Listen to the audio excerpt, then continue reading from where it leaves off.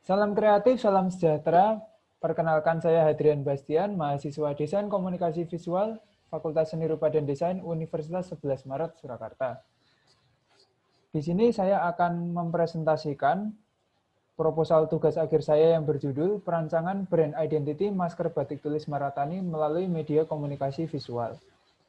Pertama-tama saya ingin mengucapkan terima kasih kepada Bapak Dr. Andes Ahmad Adib M. Hum PhD selaku dosen pembimbing pertama saya, dan juga kepada Ibu Esti Wulandari SSOS MSI selaku dosen pembimbing 2 saya yang telah memberikan banyak sekali masukan serta kritik yang membangun untuk saya sehingga saya bisa menyelesaikan proposal TA saya ini.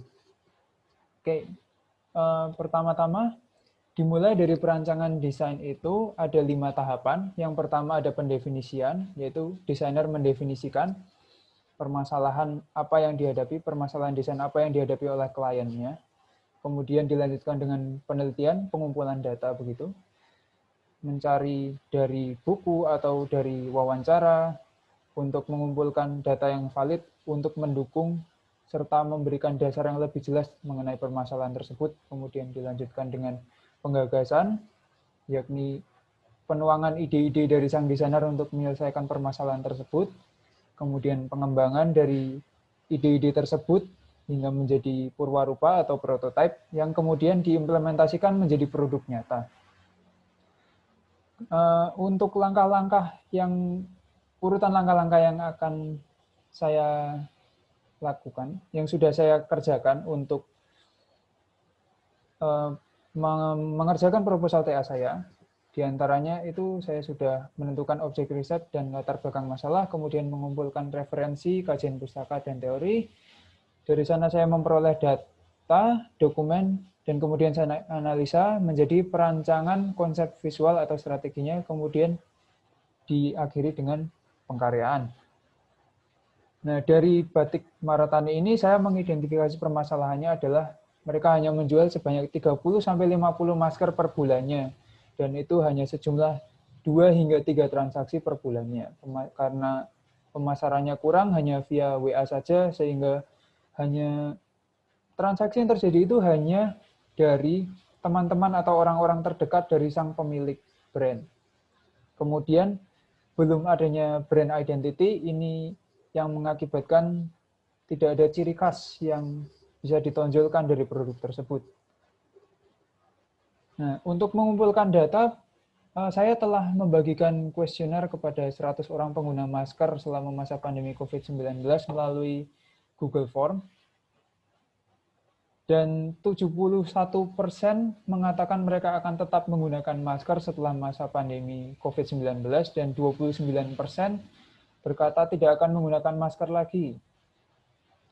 Melihat datanya di sini, respondennya mayoritas itu ada di usia 17-25 tahun. Kemudian yang kedua, jumlah terbanyaknya ada di 26-40 tahun, yang sama jumlahnya dengan 41-60 tahun. Ini yang tadi 71% tetap ingin menggunakan masker. Nah, kan perlu dipertanyakan kenapa yang 29% ini tidak akan menggunakan masker lagi.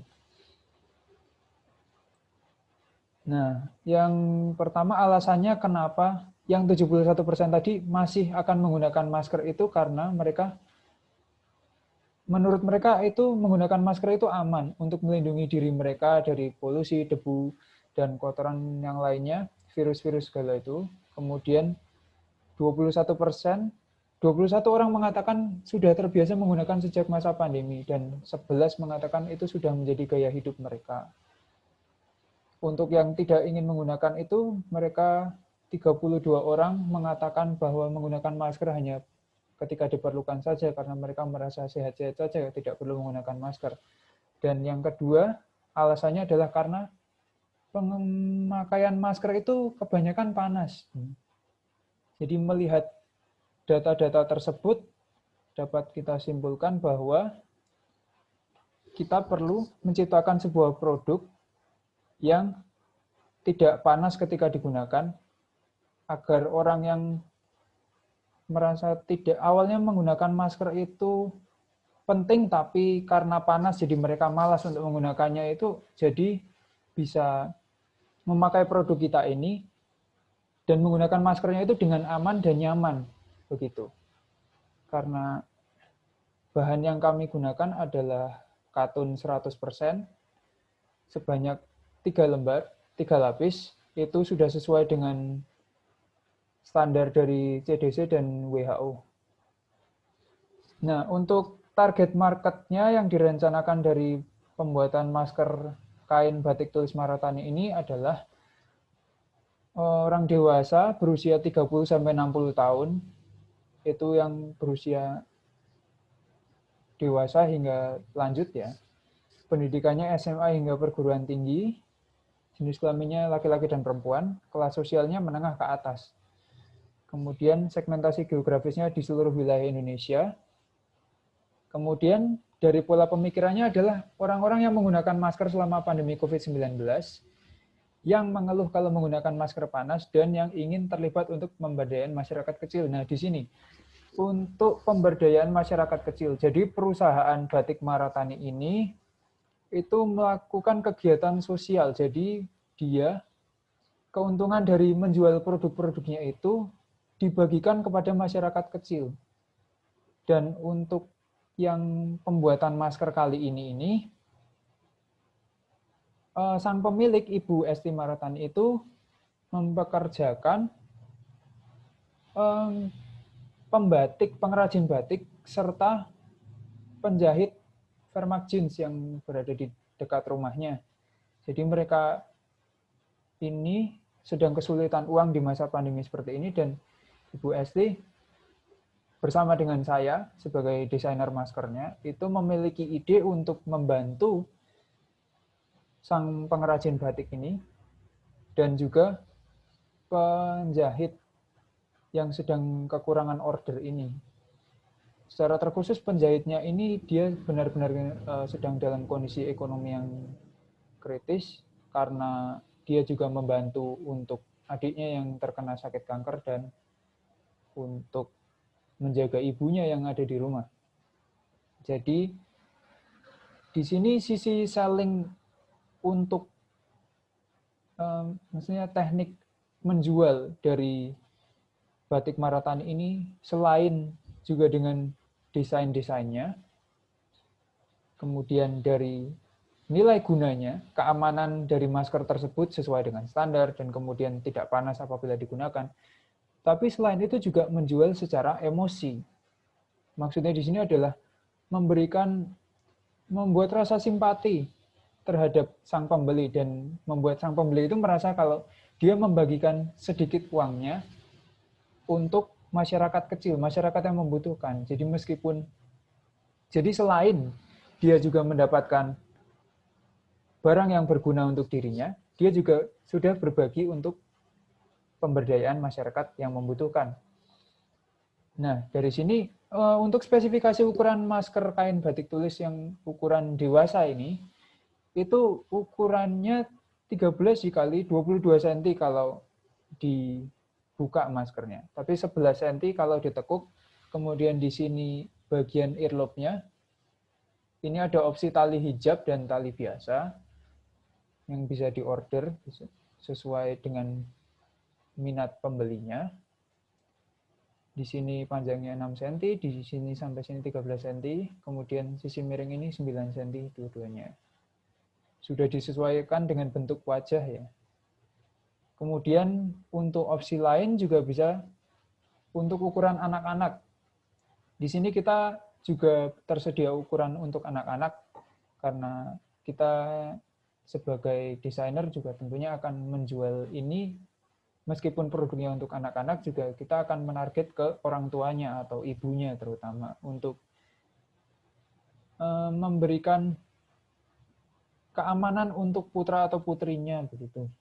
Supaya ketika mereka keluar rumah, juga anak-anak itu akan aman dari pandemi dan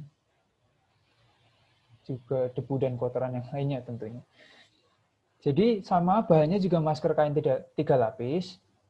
Tapi untuk talinya menggunakan earlobe hijab agar ketika digunakan itu tidak melukai bagian belakang telinga dari si anak karena mungkin earlobe-nya terlalu kencang karena baru dan belum lama digunakan. Mungkin biasanya kan tali masker itu agak kencang karena apabila masih baru dan belum lama digunakan. Jadinya kami menggunakan earlobe hijab untuk yang produk masker anak-anak agar mencegah iritasi di bagian belakang telinga mereka.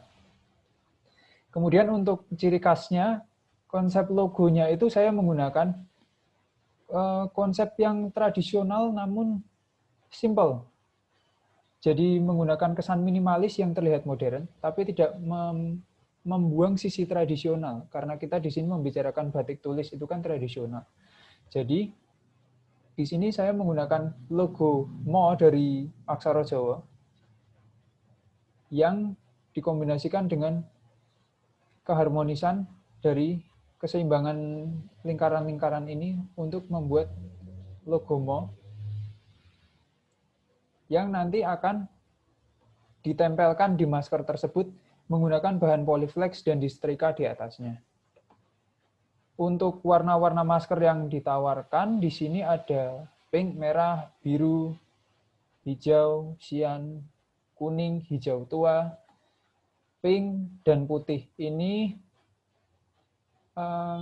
menggunakan warna yang kontras biasanya untuk menimbulkan mengkombinasikan keindahan yang beragam, misal dari pola membentuk nanti gambar kupu-kupu atau kupu-kupunya nanti merah tapi background maskernya hijau begitu misalnya. Kemudian setelah itu untuk pendukungnya saya merencanakan untuk membuat sebuah website di mana sub website-nya ada di sini. Itu untuk opsi pembelian bisa diakses menggunakan toko online, nanti akan saya buatkan juga toko online-nya. Kemudian informasi tentang perusahaan ini, produk yang dijual apa saja, artikel berupa blog. Artikel ini berisi nanti ucapan terima kasih kepada pembeli-pembeli masker, kemudian tips dan trik untuk merawat masker-masker tersebut. Kemudian kebijakan penjualan, dan yang terakhir, sign in atau login member. Nah, untuk font yang saya gunakan itu menggunakan font yang relatif mudah dibaca. Untuk Barlow Medium ini digunakan untuk bagian teks judul. Kemudian yang extra light ini untuk subjudul atau di bagian menu dari website. Dan yang terakhir, Avenir Light ini untuk konten atau penulisan teksnya. Untuk website, saya memilih color palette sebagai berikut. Kombinasi warna monokrom dan juga emas untuk memberikan kesan premium dari produk tersebut, dan coklat untuk memberi rasa natural dari produk tersebut. Dan yang terakhir untuk prediksi biayanya, saya memprediksi dengan rincian biaya sebagai berikut. Untuk riset membutuhkan biaya 200.000. Untuk kain katun ukuran 2 meter kali 1,5 meter ini membutuhkan 3 lembar karena kainnya 3 lapis. Harga satuannya 60.000 per kain. Kemudian biaya mendesain batik atau penggambaran batiknya itu 1 lembar 150.000. Itu untuk mendesain batik gambarnya. Kemudian untuk mewarnai bagian masker sisi luar. Jadi ini proses pembatikan dari yang sudah didesain tadi ini. Itu 1 lembarnya harganya 100.000 kalau dari pembatiknya itu.